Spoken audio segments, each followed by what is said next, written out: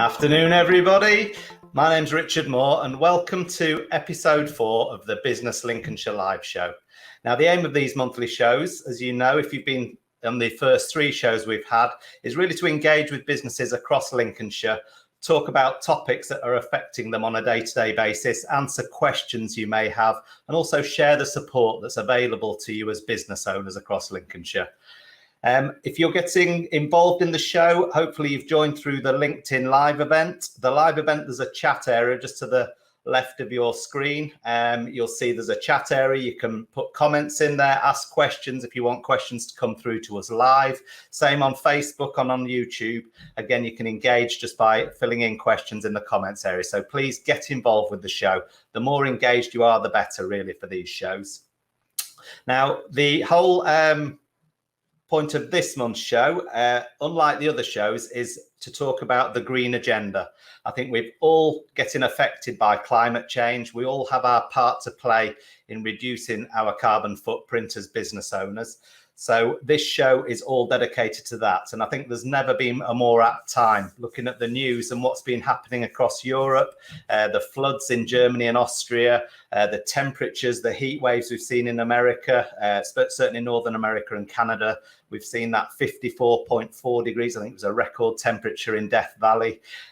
All of these things have been linked to climate change. You know, the reduction in the ice caps, the way that the glaciers are melting, that the sea levels are rising. You know, I think it's indisputable now that climate change is responsible for these weather events, responsible for everything that's happening. So really today's show was focusing on the green agenda and how businesses across Lincolnshire, we can all play our part in helping to reduce our carbon footprint and really work towards that goal of net zero by 2050 that the government set out for us all. So on the show today, we've got a range of guests coming on. The format of the show, again, is going to really be focused around a mixture of Q&A and the guests sharing their insights. So first up, we're going to have David Knight. Now, he's a business and savings and resource efficiency specialist for Business Lincolnshire.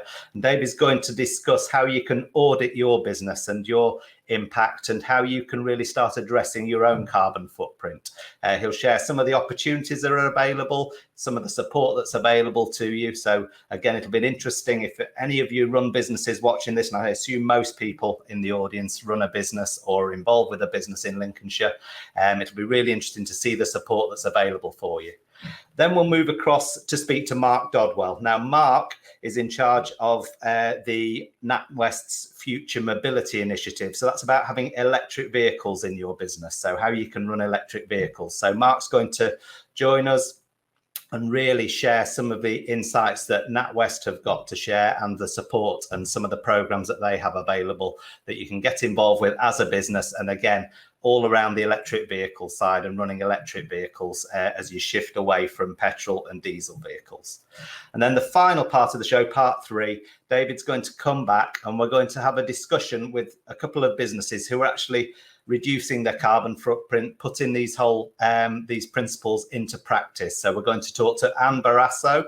Anne's joining us from Roy Thorne Solicitors. They've got an environmental policy. They've been working on this in their business very actively. So Anne's going to talk to David about that side. And then we're being joined by Paul and Flora Bennett from Brackenborough Hall Coach House. And again, they're going to talk about their journey and how they've been effectively reducing their carbon footprint as well. So let's get on with the show and introduce David. Let's just add in David. Hi, David. How are you doing? Hi, good afternoon, Richard. Yeah, very well, thank you. Fabulous. Now, just tell us a little bit about yourself, David, and what your role is with Business Lincolnshire. Hi, good afternoon, everybody. So, as I said, my name is David Knight. I am the Resource Efficiency Lead for Business Lincolnshire. What we look to do is work with organisations to understand their environmental performance and look at opportunities, to identify opportunities that they can invest to make changes either to infrastructure. We even look at things like behavioural change and staff as well. So I've been working in the environment now for close to 10 years, and I'm working with a range of organisations from third-party organisations to local governments to SMEs to support them in working towards minimising their resource use and reducing their carbon footprints. Fabulous. And we all hear a lot about net zero. Can you just explain a little bit what that is?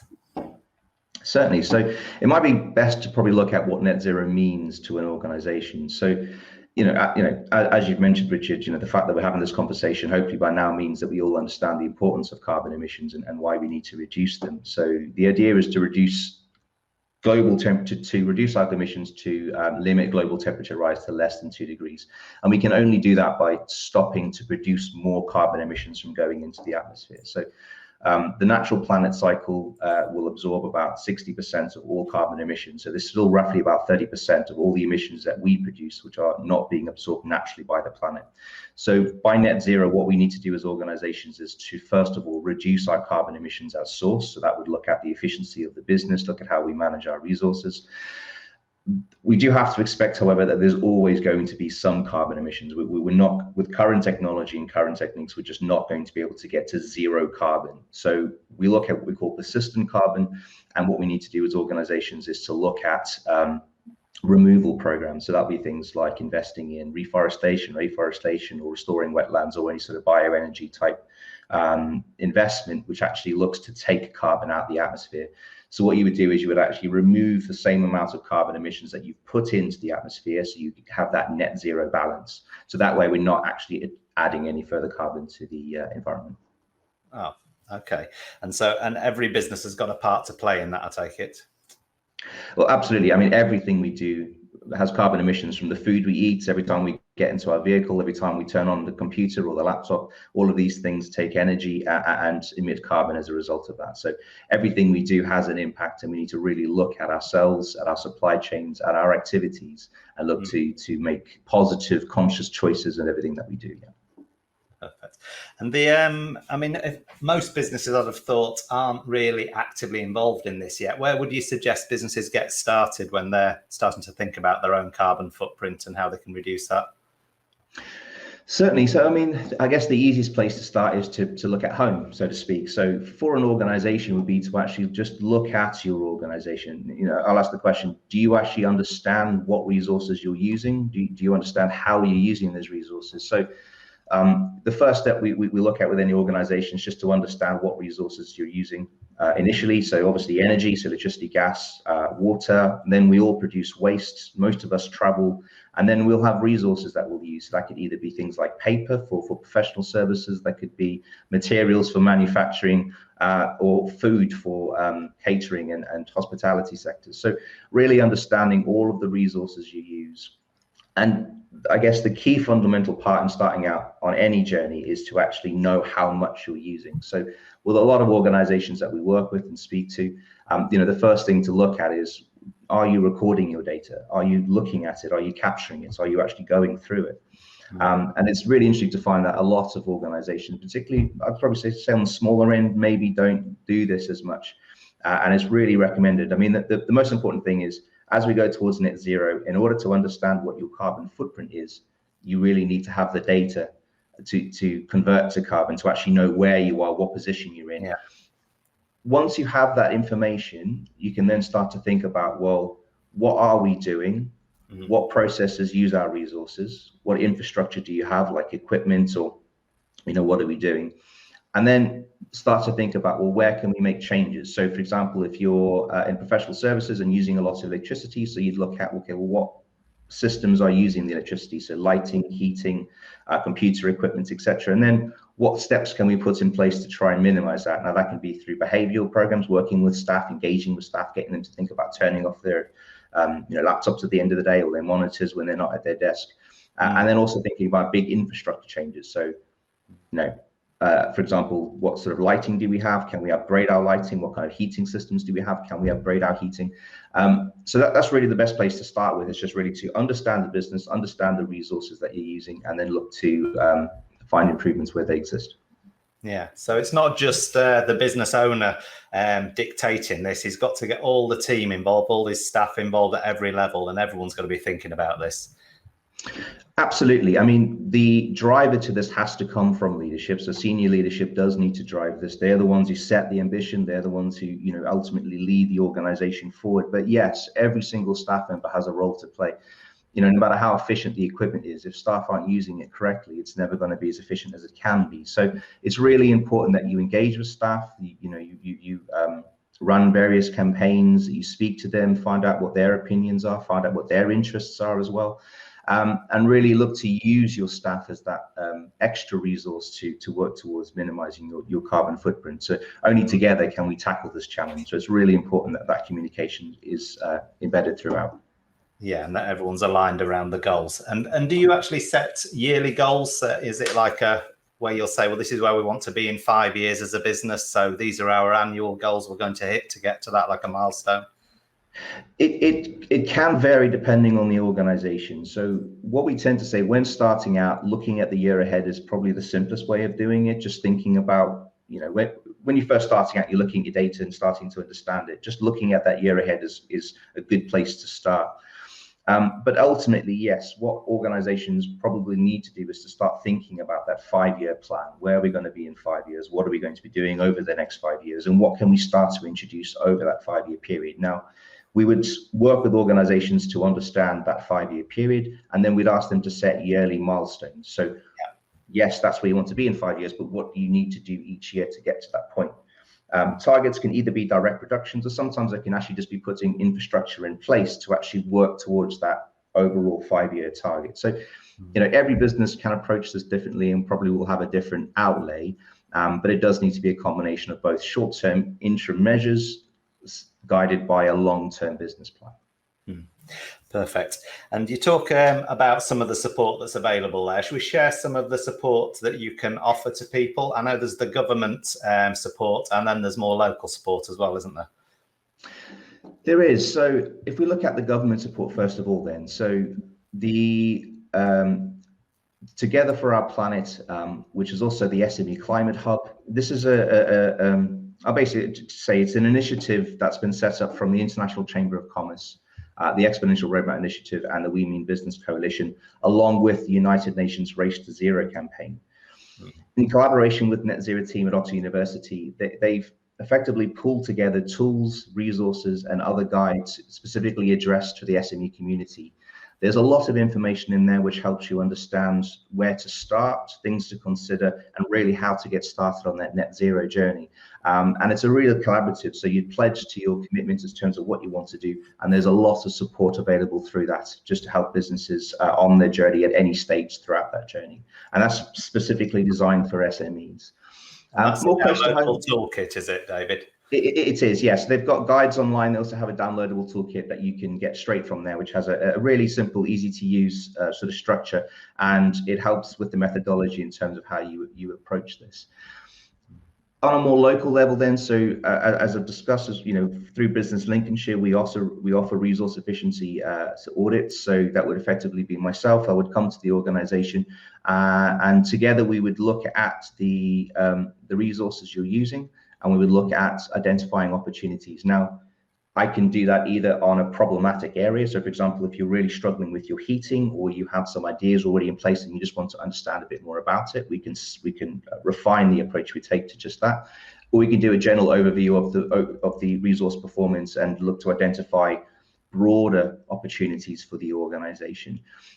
We also look to identify different technologies you can invest in, and help to explain the pros and cons to any investment, and also the payback periods as well. So as an organization, through the site visit, you would actually have a good idea of terms of what is available to you and whether to invest now or how to plan to invest maybe in the future as well. And that's you do run an audit through there, did you say? It's like an audit of where you are now, and then It is, yeah. So it's a site audit. So we come to site. So first of all, I would look at your energy data. So the first thing I would ever ask you for is a copy of your energy data, in terms of what you're using and your resource information. So we do an initial desktop analysis to understand the position you're in currently. Then we come to site and we have a look at the different systems. So for example, if we're looking at heating, we'll look at the plant you have, we'll look at the timers, the controls, the systems, how it's operated. We'll speak to staff in terms of their comfort, whether they find it's too cold, too hot, etc. We also then understand the business in terms of what you're doing. And then we come and we use all of that information together to provide you with the report. And in that report, we highlight the opportunities that exist around heating, mainly around sort of the type of heating that matches what you need for organizations. Because that can sometimes be a sort of a large problematic area for them. Yeah. And what size businesses should apply? Even 1 or 2 man bands, would they qualify for this, or are you looking at larger businesses? So it is. So the Business Lincolnshire program is ERDF funded. So there are eligibility requirements, but ultimately we work with SME. So that's the EU definition of an SME. So that's less than 250 employees. And with a turnover, I believe, less than 40 million. So any SME, regardless of the size, can take part of this. But obviously, you will need to confirm eligibility first through the Business Lincolnshire team. Amazing. I really like that. And have you got any bits of advice to give people while you're on, David? So things that you've seen working over the last few years that you want to share with anybody? Yeah, certainly. I mean, often organizations ask, where should I invest first? What should I invest in? And I guess, the difficult thing is it just really depends on where you are. But key things, very quick win, and the quickest win, and surprising that a lot of organizations still haven't done this yet, is to look at your lighting. Changing to LED lighting is an immediate 50% saving on the cost of running lighting. Particularly important for manufacturing. Any manufacturing business where you run long hours or run night shifts, upgrading your lighting is a really good way to save money and reduce your carbon in the first instance. Other things to look at is heating systems. So just really understanding, I mean, what we find with organizations is a lot of buildings would have been built, say, 20, 30 years ago, and over time would have changed. And often the heating systems are still the same. So it's really thinking, just because the heating system is in the building doesn't mean it matches what you need to as well. So it's really thinking about your heating and making sure the system you have in place works with your organization. But I guess the easiest, the most cost-effective way is to think about the controls. Mm-hmm. So that would be either mechanical controls or manual controls. So manual controls would be, working with staff to turn lights off when they leave the office.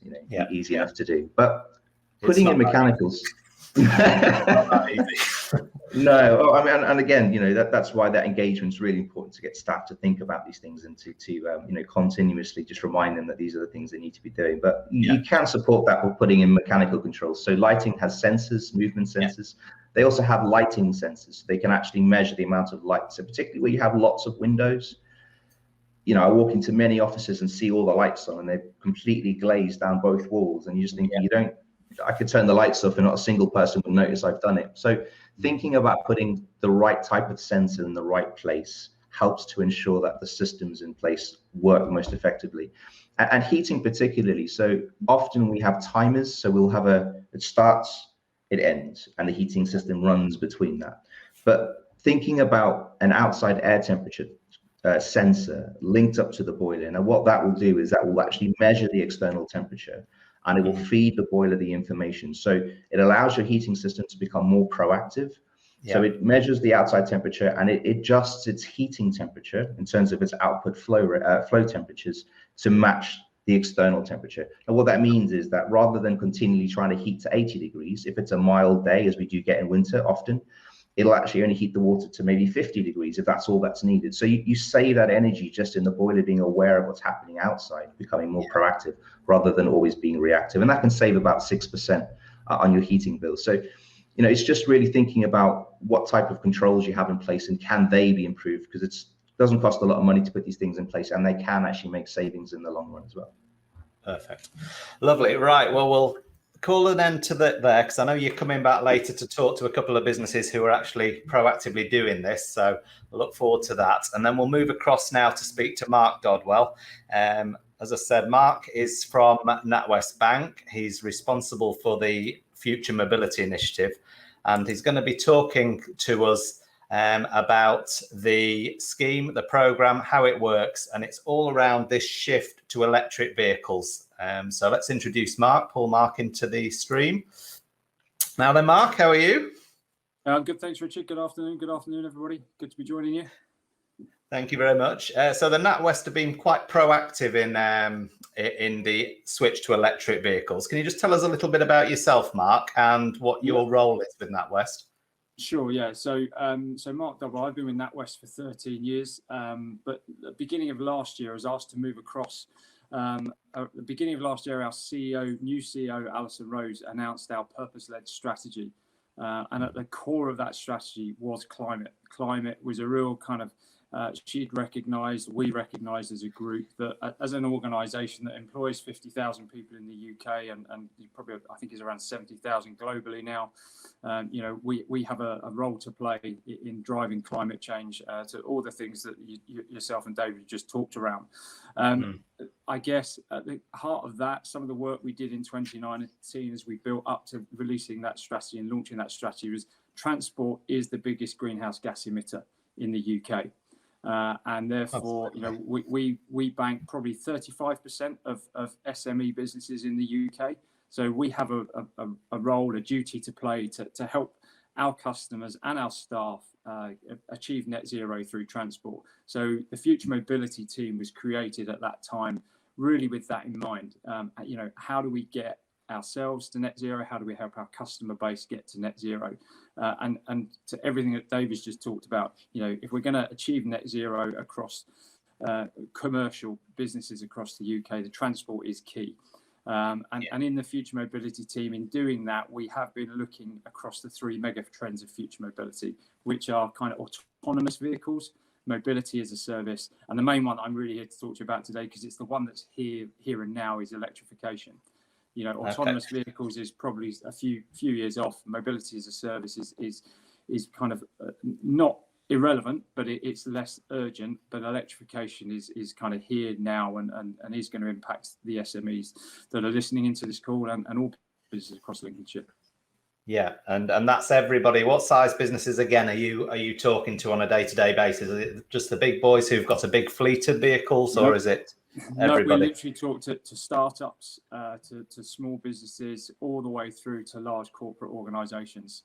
We are having this subject of climate and transport is on the agenda through all of our relationship managers when they're interacting with their customers. It's generally on the agenda now. It needs to be. Yeah, perfect. And just tell us a bit about the Future Mobility Initiative then. How does it work, and what's the background for the future of it and the future of it? So really, it's not an initiative as such. It's how do we help our customers get to net zero through transport? So it really is focusing in on the fact that the government have announced that in 2030 there is a ban on internal combustion engine new car and new van sales. Hybrids, plug-in hybrids, that ban kicks in 2035. I think if we're honest, that took the automotive manufacturers by surprise. This time last year, that was kind of announced. Well, originally it was 2040, then it was 2035, and then at the back end of last year they made it 2030. So for us, it's not about any one thing. It's really how do we help our customers kind of make that transition. Electrification is there. Electrification isn't going to fix everything in the transport sector. Some of the bigger pieces of machinery, vehicles, trucks and the like, it's not going to be electrification per se that drives the solution. There will be other forms like hydrogen, and there's lots of work there, and we're doing work with all sorts of organisations to understand that. But I guess it's really, at the moment, electrification is here now, and it's the sort of things that we can do. And one of the things we have done as a first in the market collaboration, we partnered at the beginning of this year with Octopus Energy. So we have created a partnership that every one of our customers can benefit from, that if you are looking at electric vehicles, then we have a partner, a supplier, Octopus Energy, who can help you with the charge points that you're going to need for those electric vehicles. They can also help you with all of the energy, challenges, infrastructure that might come with those charge points that are required. And that's just the first of a number of different propositions that we're currently working on, and we'll be launching sort of this year and into next year that help with this electrification transition agenda. Yeah, and I mean, obviously 2030 is 9 years away, but I suppose businesses have to start now, because they're leasing vehicles for 4 or 5 years. It's not that long, is it really? No, absolutely, and that's the key. It's 1 or 2 cycles of vehicle change away. And I guess the bit that's really driving it, disruption is coming from all angles. So climate change, you can't avoid climate change, as you said at the start, Richard, with everything that's going on. You can't bury your head in the sand and ignore that. But things like technology, consumer behaviour, COVID has had an impact on transport, and disruption is coming for all commercial business. The way I view it, doesn't matter which sector you operate in, the disruption from future mobility is going to affect your business. It's going to affect it because the local authorities across the country are looking at clean air zones. They're looking at zero emission zones. So you're going to start to have to think, where do my goods and my people travel? Where are they going as a business? Where are my people going? Where are my goods going? And really starting to think about, if you haven't heard of it, Scope 1 and Scope 3 emissions. That transport features really heavily in a business's Scope 1 and Scope 3 emissions. And the work that David's doing would clearly highlight that to the businesses that are listening in. But you need to understand kind of what you're generating emissions-wise from your transport functions today. And it's wider than you think. It's not just the cars you run. It's the employees who work for you when they commute to work. That is, as a business, that's emissions that you're generating as a business. It's any business travel. It's raw materials or finished goods that leave your place of work or your premises. They all account for transport emissions. So, it's really key that businesses are thinking about it right now. Yeah, I think that first lockdown, we all got a taste of what it could be like, didn't we? Where there were no cars on the road, everything was suddenly, you just thought, nature suddenly started taking back straight away, didn't it? Yeah, local authorities, and we all enjoyed the low air pollution, the low congestion, and local authorities would love that to maintain. Unfortunately, COVID drives people off of public transport. It has seen a rise in active travel, and we are active travel, cycling, walking. The micro mobility industry didn't really exist until about 5 years ago. That'll be a $500 billion industry in the next 10 years. So that's e-scooters, e-bikes. We've seen a huge growth in those sectors.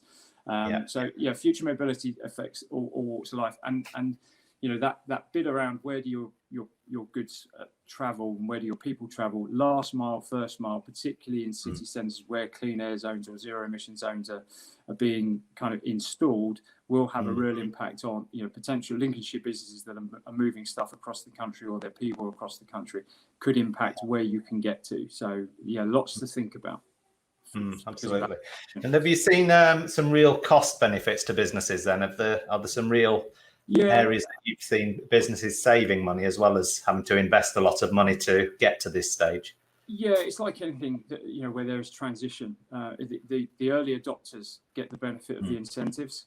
So there are incentives out there at the moment for businesses and individuals, and the government have had those out there for quite some time. Interestingly, they're the only government. I wrote an article earlier this year on incentives across Europe for electric vehicles. Our government is the only government that's actually reduced incentives. Everyone else is putting them up. But we did see a big jump in electric vehicle sales last year, and that was probably driven a little bit by COVID. But there's a tipping point between how much money the government can put towards this when that starts to tail off, because the adoption rates go up. So there are benefits out there today. There's benefits for actually buying the car. There's benefits to having electric charge points installed on your home or your property, your business property. So there's absolutely benefits there. We're also seeing, if you're working in a supply chain, the benefits are much bigger actually if you're in a supply chain. Some of the larger corporates that are at the tops of those supply chains are now kind of very much focused on something called streamlined energy and carbon reporting, and they have to mandatory kind of report every emission that they are generating. What they're starting to do is go down through their supply chain and say, well, as a member of our supply chain, you need to be able to tell us what you're producing, because ultimately everything you produce ends up with us. And that's putting pressure. It's putting benefits, but also pressure on businesses. So your supply chain viability could be at risk if you can't start to do this. You can't think about what you're doing. You can't measure it. It's passing accountability down the supply chain, but it also is going to get to businesses who haven't started this process yet. And that you think you can foresee problems in the future for people like that who can't comply. Absolutely, absolutely, and we've seen it across our own organisation. We've gone out to our supply chains because of the size we are. We have to report this stuff now, so we are going through our supply chain. I think the other benefits that you've seen, particularly in the manufacturing space, there are new markets, there are new technologies, there are new sectors arising, like the micromobility sector. And actually that throws up lots of opportunity for businesses to transition, maybe pivot what they're doing today. We've done quite a lot of work with automotive manufacturers. Because if you're a business today that's creating, a part that goes into an internal combustion engine vehicle, that part might not be a viable part in 10 years' time. So actually, you need to start to think about, what might you do? Might it be something electric vehicles, or might be something completely different? So again, lots to think about, but lots of benefits and challenges off the back of those things that you're thinking through. Mm-hmm. And just share where people can go to get more information on this and get support. Yeah, sure. So I think, where do you start? The best thing to do is kind of think about your goods and your people, as I said there. The Business Hub, the screen has just come up there. If you visit NatWest Business Hub, we've written a lot of articles in this whole electrification space. You can actually, there is a future mobility section on the website that you can go visit. You can see all the articles we've written. But I think, back to the points I was making earlier, as a business, start to think about where your goods and your people are traveling. Where do they travel? If you're running a small fleet or a larger fleet of vehicles, I often get asked, well, yeah, but the challenge around moving to electric vehicles is mileage range, and everyone has a hang up about mileage range and how do I fuel them when I'm out and about. We talk to a lot of businesses, and it's like, okay, so if you're running a few cars, well, maybe only transition one to electric, try it out, see how it goes. If you want support through, Octopus Energy, you can do that via the natwest.com website. You can just go to natwest.com and you can connect with Octopus Energy, and they will help you kind of think about that whole charging support that is needed potentially for businesses. And that's something you've got to think about as a business. How do you fuel?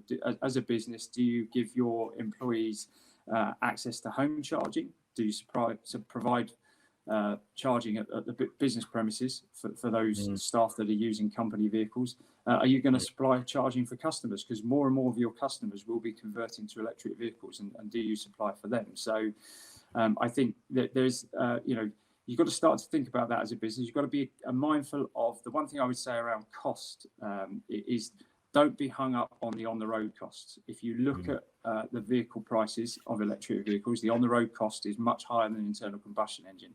But when it comes to electric vehicles, you have to look at total cost of ownership. You have to look at that. And total cost of ownership generally comes out fairly even when you start to think about the reduced cost that it takes to run the vehicles. With various Octopus Energy, with ourselves, that they run a scheme. I'm actually on it. I have a battery electric vehicle myself. I only pay 5 pence a kilowatt during the small hours of the night. So when you're charging in those periods, I've gone from spending probably 150 to 160 pound a month on petrol before COVID, when I was actually traveling around. My electric vehicle probably cost me about 30 pound a month. The same sort of mileage, 30 pound a month. So actually, when you build in total cost of ownership, that's what you need to look at. So over 4 years, 3 or 4 years. Over 3 or 4 year period, that's a big saving. So fabulous. Well, thanks for all the information on that, Mark. We'll keep the show moving forward. Anything else that you want to share with people before you head off? No. If you by all means have a look at the NatWest Business Hub. If you are local, Chris Bodger is and Gary Wilkinson are two key contacts in the team. I know Gary's very prevalent on lots of these sort of events and what have you. But please pick up with those guys, or you can contact me via LinkedIn. Perfect. Thanks for your time today, Mark. Talk to you soon. Thank you. Bye now. All right. Well, hopefully that's given you plenty of food for thought, removed a few of the barriers that maybe you thought about for electric vehicles. I think it's got to be a way we all start looking at. I know we are in our business, and most small businesses I know now, even just the business owners, are switching to electric vehicles. So let's talk now about businesses who are actually putting this into action at the moment. Let's bring David back into the conversation here. So David, we're going to bring in a couple of businesses. Are these businesses you've worked with? So yes, I've worked with Royal before, supporting with environmental management and also support in introducing LED lighting. Perfect. Right. So first of all, we're going to bring in Anne Barrasso from Roy Thorne Solicitors. Now, Anne's been involved as operations director at the firm in a lot of these areas. So I'm going to bring Anne into the conversation now. And then, David, I think you've a few questions to speak to Anne about. Hi, Anne. Hi. How are you doing? Hi, Anne. Good, thank you. Fabulous. Right. Right, David, what are the questions for Anne to talk about? Hi, Anne. Good Hi to see there. you again. Yeah, I'm doing. Brilliant. So thank you very much for joining today. And really, we just wanted to share the journey that you've taken to reducing your environmental impact to date. So just really to take us through, where as an organisation, what have you implemented so far, and what sort of journey have you started on? Okay, well, we're a top. What we did as a business is we thought, who can help us? So we joined Investors in the Environment in 2013. And because we needed to measure our environmental impact, and our staff were becoming more green, and they wanted to work with a company that puts sustainability on the agenda. So since 2013, we've looked at many initiatives, and energy efficiency is an area where we decided that gains could be made. So I can give you a little bit of a background on what we did to what we implemented there, if that would help. Yes, please. Yeah, brilliant. Thank you. So in 2018, we thought there was a business energy efficiency grant, and we decided we'd look at replacing all of our internal lighting at our Spalding site, and that's about 21,000 square feet. So not a small premise. Not only could that give us some carbon savings and some financial savings, but it would also improve the quality of lighting for the staff. So we decided we wanted to work with a local company who had like-minded environmental goals. And so we went to tender with 3 local suppliers, engaged the contractor with the solution that used less wattage, supplied fittings from a reputable company, and also included self-test emergency fittings, which not only saved time because our staff were generally testing the fittings on a monthly basis, that also led to a cost saving. Okay.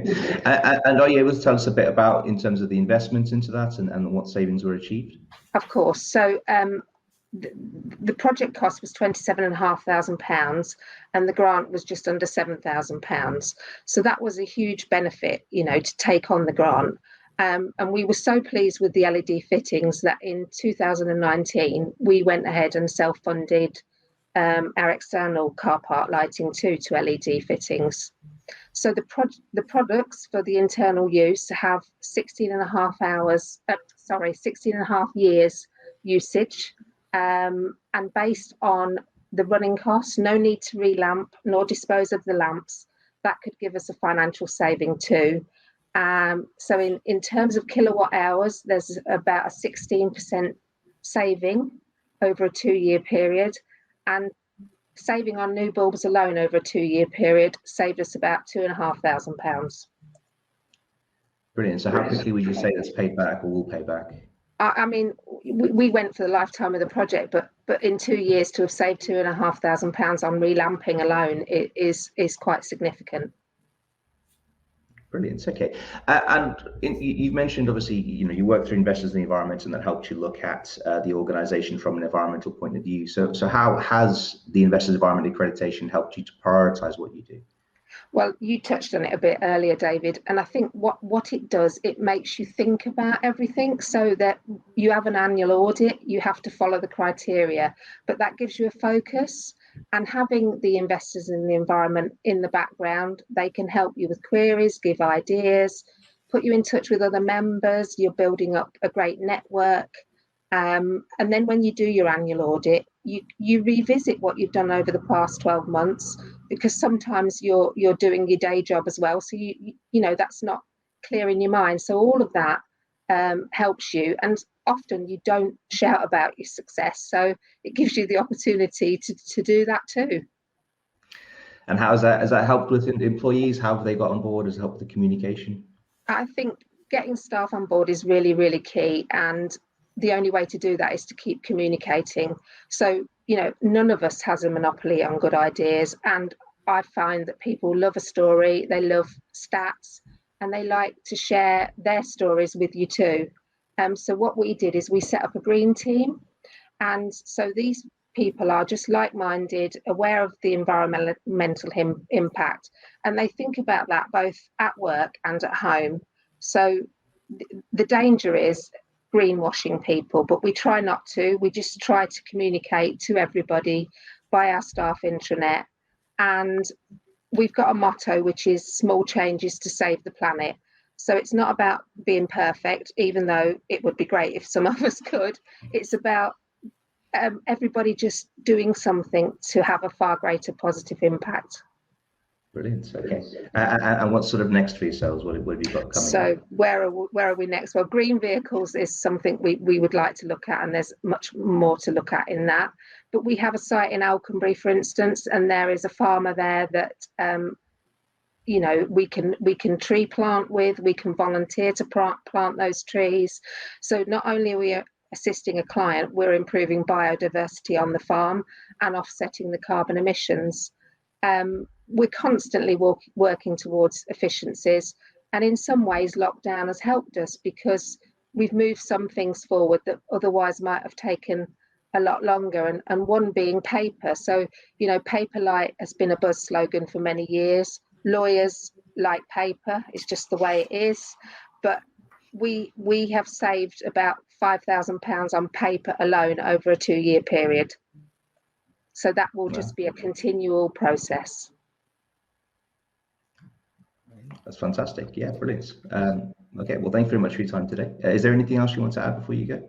No, but just to say that if anybody would like any help or tips, or please do get in touch with me on LinkedIn. And there's also the website as well there that we were going to share with everybody. Just share that with people. Our place in the environment. There's a bit.ly link down at the bottom of the page there, and that's the Roy Thorne Solicitors environmental policy. Shares a lot of what Anne was talking about there, and some of the installing of LED lighting that Anne was talking about there. So again, anyone who's got an interest, make sure you check out the website and the environmental policy on there. That's fabulous. Thank you very much, Anne. Let's just bring in Paul and Flora Bennett now. Hi, how are you doing? Hi, nice to be with you. So you run Brackenborough Hall Coach House, and again, you've been on quite a journey in the past few years, and I know David's going to talk about that a bit with you as well. That's right. Okay. Do you want to just ask a few questions there, David? Yeah, brilliant. Hi, Paul. Hi, Flora. How are you? Hello. Yeah, we're all here. Brilliant. Thank you. Well, again, thank you very much for coming today. And we really just wanted to also just understand a bit about the journey that you've been on, particularly from the hospitality sector. So, in terms of environmental objectives and opportunities. So I understand you work towards the Green Tourism Gold Award. So just interested to find out a bit more about that and how that supported you guys to think about what to do in terms of your activities. Well, perhaps we ought to just say a bit about what we are and what we do first. So Paul is the farmer here on the family farm. Yeah, so we farm at Brackenborough Hall, a mixed arable and beef farm. But as part of that, we have a coach house, or part of the estate here. It's a coach house, traditional coach house that we converted to the self-catering accommodation. So that's the Brackenborough Hall coach house part of it. Sustainability has been part of what we've aimed at. But Flora has another string to her bow as well. So I'm a solicitor as well at Lincolnshire, and I do agricultural property. So I fit that in, and Paul's farmer full time, so we fit in the self-catering between us. But both of us are very keen on the environment and the impact, given that Paul's family have been at this farm for over 100 years. We're thinking long term. So we were really pleased to use that as a way that we can make some changes in our self-catering, which we actually opened 14 years ago. We applied for various awards, and we realised that there was something we could do on the green agenda, and so we applied for the Green Tourism Business Award, and we were very fortunate to be granted the Gold Award, which is the highest one. And what processes did you go through to achieve that?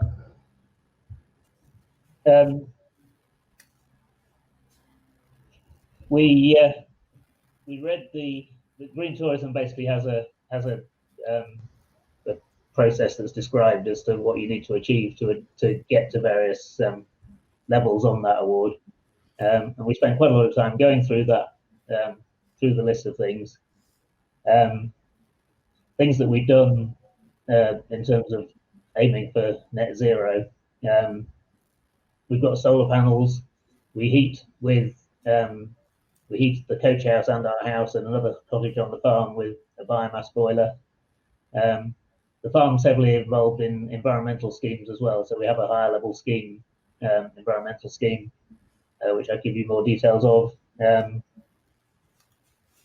and then basically working through all the things that effectively scored points towards getting the gold award.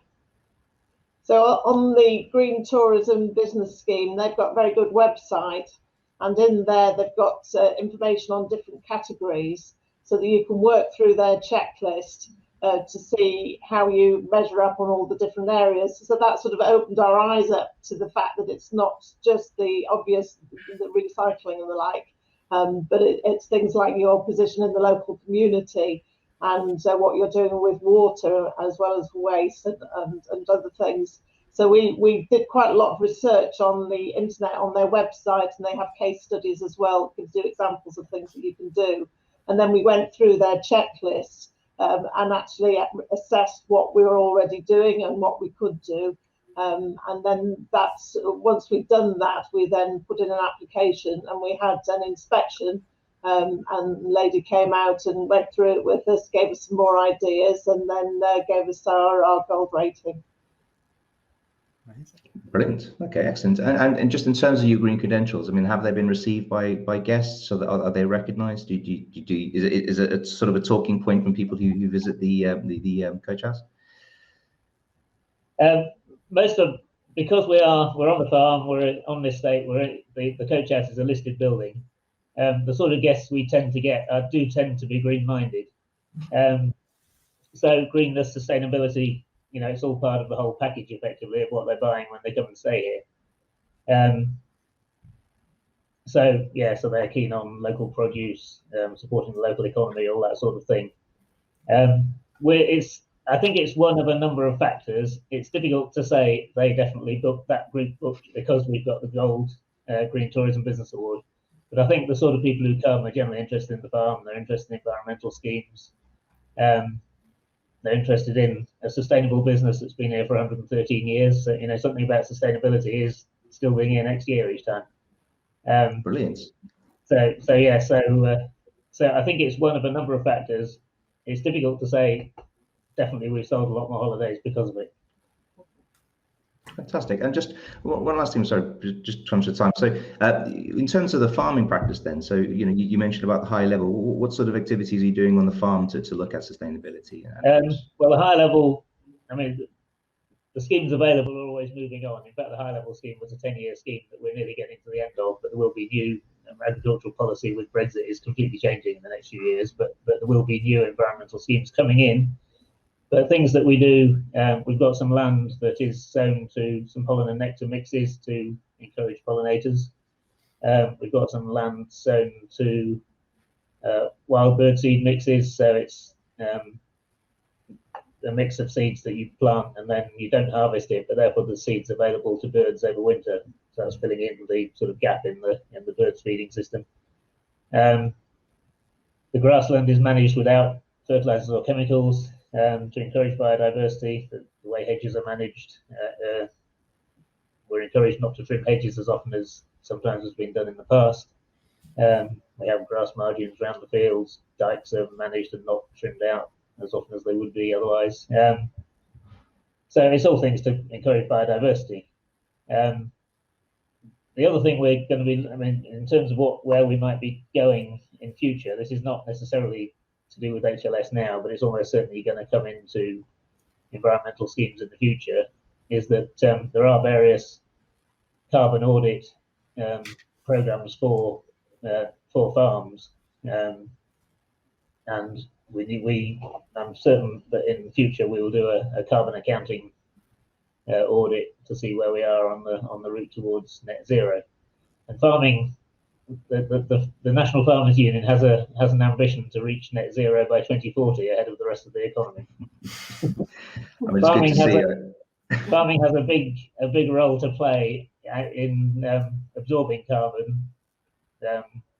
In terms of the aim for net zero as the economy as a whole, farming is an industry that can be a big positive.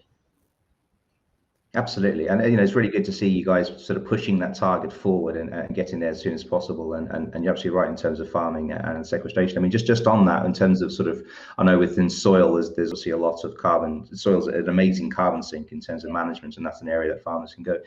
Are you doing any work around sort of managing the soil and sort of crops in that respect? Yeah, we are. We have a strip till drill, but without trying to get too technical, it's reduced cultivations. Basically, whenever you move the soil, you release carbon into the atmosphere. So with reduced cultivations, you can you can reduce what we lose as carbon, and then the crop that's growing is sequestering carbon anyway. So you're trying to make that balance on the positive side rather than the negative side. Brilliant. No, thank you very much. It was really good to hear from you. I mean, just before we go, is there anything further, anything else that you're planning next?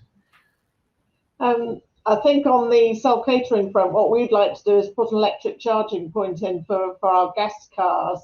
And at the moment, we're watching out for grants to help finance that, and also to see where the technology goes as to what type of charger to put in. So that's definitely on the agenda for that. But otherwise, we're constantly reviewing and looking at the cleaning products we use and how we're managing. With COVID, it's been a bit upsetting because we've had to use more plastic and more cleaning on bin liners and the like, but I hope to reduce that back again as things get a bit easier. Fantastic. Well, I'll just share your website as well with everybody. So if you want to visit brackenboroughhall.com, and then under the About tab, you'll see there's an environment area there, so you can read more about the activity that Brackenborough Hall have been undertaking over the past few years and the award that they won as well. So thank you for your time today, Paul and Flora. I'll just have a quick final chat with David. Anything else you want to leave people with before we finish this show this week, David? Yeah, brilliant. Thank you, Richard. So, really good to hear from Paul and Flora there. And I guess one of the things that has come out of that is, and I probably should have mentioned it earlier, another thing for organizations to consider is to look at a management system.